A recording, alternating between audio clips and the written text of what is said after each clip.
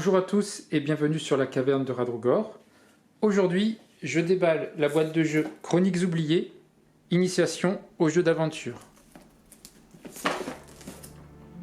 C'est une boîte de jeu faite, étudiée pour découvrir, finalement, s'initier au jeu de rôle en famille, avec des amis. Alors là, j'ai 14 ans et plus, mais j'essaierai tout de même avec ma fille de 10 ans.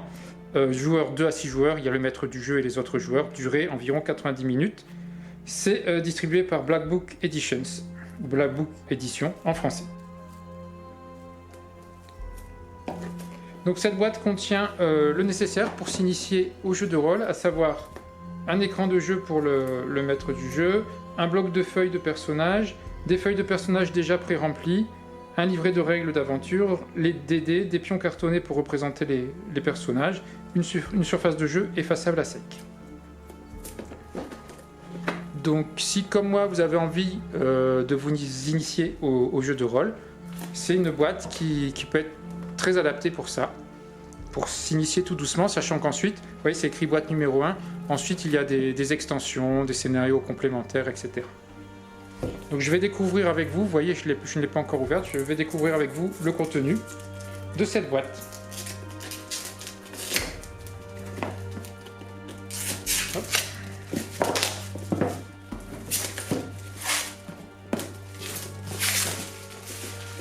Voilà, c'est parti pour l'ouverture.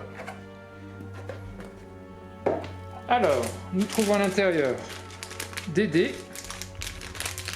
Alors je vois qu'il y a un dé, a priori un dé 20, un dé peut-être un dé 12. Vous voyez donc différents types de dés. Et puis des petits socles pour les fiches, enfin pour la représentation des personnages.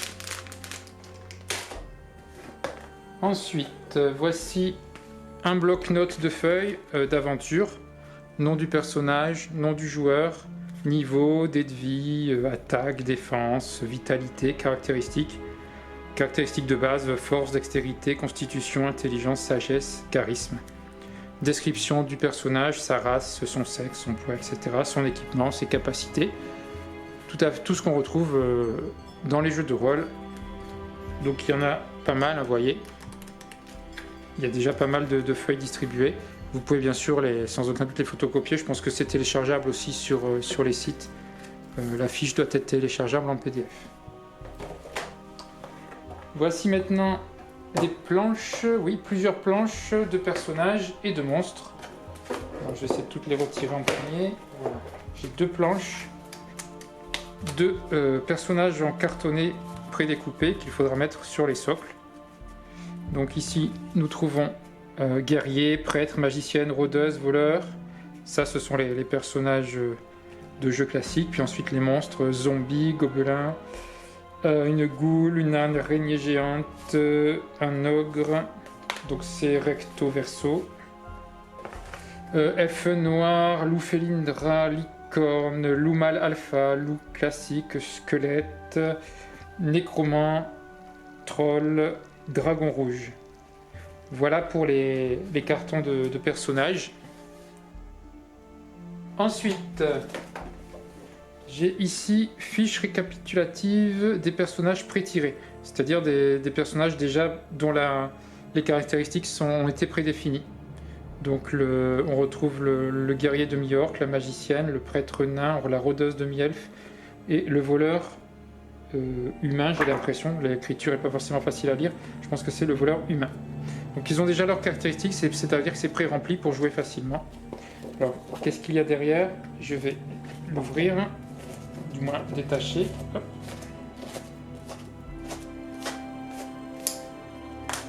Donc, fiche récapitulative des personnages. Ensuite, bien c'est ici une fiche, voilà, des fiches complètes déjà remplies pour chacun des personnages. Donc vous avez ici le récapitulatif en fait.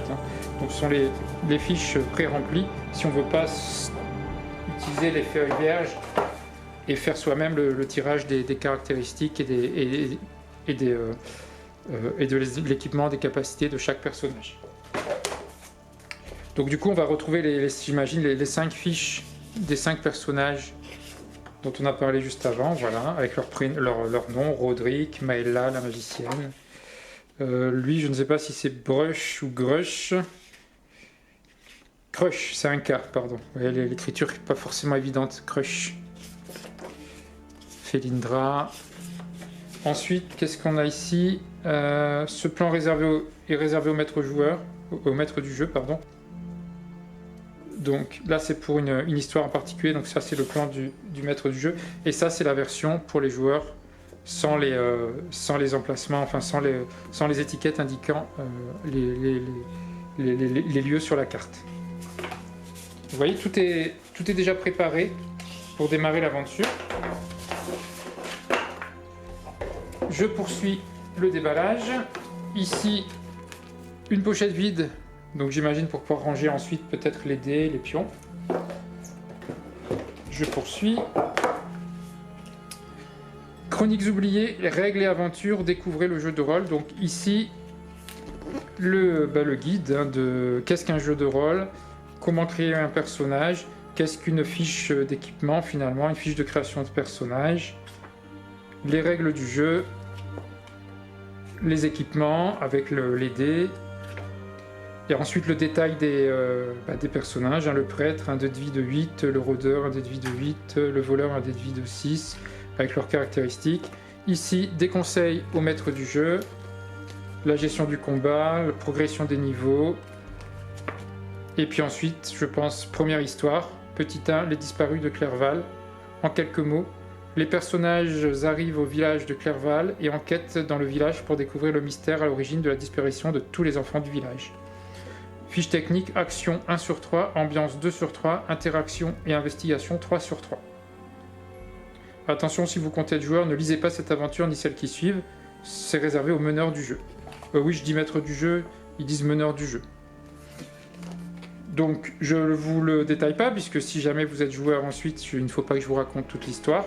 Donc, en tout cas, vous avez voilà, les différentes histoires. J'ai vu la 2, un tour en forêt. Troisième histoire, le cimetière hanté. Quatrième histoire, le château du baron. Conclusion. Le bestiaire des monstres, avec leurs caractéristiques. Bonus, une mini-aventure qui s'appelle La jeune fille et la licorne. Donc en gros, on a 5 histoires, 4 histoires principales et une histoire bonus. Et ensuite, vous voyez, à la fin du livre, découvrez la gamme complète des chroniques oubliées. Donc il y a le livre de base, il y a le livre compagnon, le recueil de mini-aventures, et puis il y a encore d'autres, tout un tas d'autres campagnes en fait pour poursuivre le jeu. Ici au dos, résumé des capacités de guerrier, de magicien, de prêtre. Donc vous voyez les différentes capacités possibles de ces différents personnages. Ensuite, dans la boîte, je trouve le paravent du meneur de jeu. Donc ça, c'est le côté visible par les joueurs. Vous voyez cette belle illustration avec un sacré méchant au milieu. Et de l'autre côté, ce sont le résumé des capacités pour le meneur du jeu. Donc capacité de guerrier, de prêtre, de rôdeur, de magicien, de voleur. Les règles de base et l'équipement. Ça permet au meneur du jeu d'avoir tout devant lui, ou elle, pour mener à bien le jeu. Et dernière chose que l'on trouve dans la boîte, c'est l'équivalent d'un tapis de jeu en fait, qui représente le village, je suppose, voilà. Ah non, ici un château. Le château du baron, donc ça, vous voyez peut-être pas bien, hop là, je vais le remettre droit ici, c'est un peu sombre. Donc ça représente une vue du dessus du château. Et de l'autre côté, c'est tout gris. Ça peut servir, j'imagine, comme socle pour n'importe quelle aventure. Donc c'est du papier glacé, c'est écrit sur la boîte, hein, c'est du surface de jeu effaçable à sec. Donc on peut a priori utiliser des crayons pour tableau blanc et effacer ensuite. Donc l'équipement, le contenu de la boîte, vous voyez, de bonne qualité, hein, c'est du papier glacé, ici papier cartonné bien épais pour l'écran de jeu. Le tapis de jeu glacé, le livre des règles et aventures. Il n'est pas énorme, pour débuter c'est bien, parce que si on se retrouve déjà avec un livre de 200 pages, ça fait un petit peu peur. Là, vous voyez, le livre n'est pas trop épais. Il y a 4 et même 5 aventures. Et puis ensuite, le détail des histoires pour le meneur de jeu, avec les plans, les notes pour le maître du jeu, etc. Donc, comme je disais tout à l'heure, je ne vais pas vous le dévoiler puisque ça n'intéresse que le meneur du jeu. Les joueurs, eux, vont découvrir ça grâce au meneur du jeu. Voilà, donc on retrouve a priori tout ce qui est en base dans un jeu de rôle, un jeu d'aventure. C'est donc la création éventuellement des personnages ou des personnages déjà pré-créés. Création des personnages avec leur profil, donc du classique avec le demi-orc, la magicienne, le guerrier, le rôdeur, le prêtre, le voleur. On retrouve un petit peu les capacités qu'on trouve généralement dans les jeux de rôle. Quelques conseils et puis ensuite les histoires. Ça donne envie d'essayer. J'espère que je pourrai essayer prochainement. Peut-être d'abord avec ma fille et puis pourquoi pas avec d'autres personnes, des copines à elle ou des personnes un peu plus âgées qui connaissent pas encore les jeux de rôle.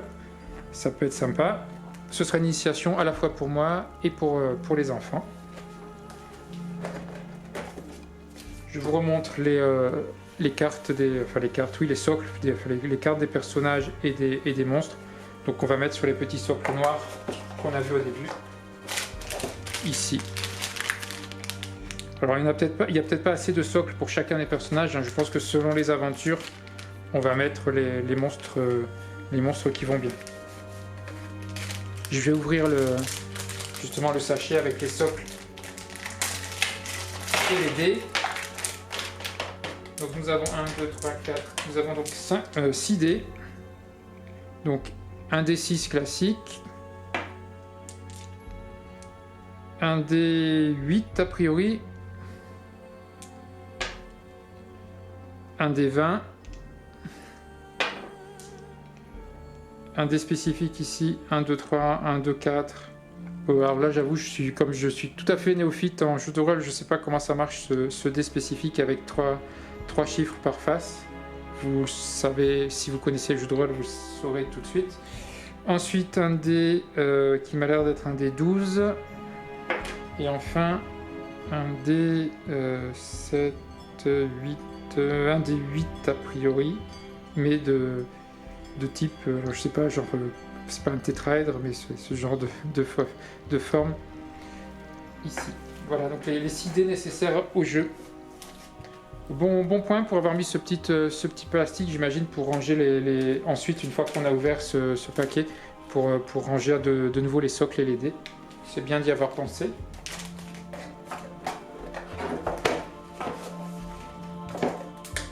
Et j'ai fait le tour, je pense que je vous ai tout montré, je ne peux pas vous en dévoiler plus, parce que de toute façon je n'ai encore jamais joué, vous voyez, je l'ai ouvert devant vous.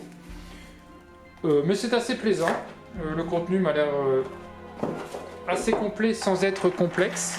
C'est ce que l'on attend quand on veut démarrer ce type de jeu.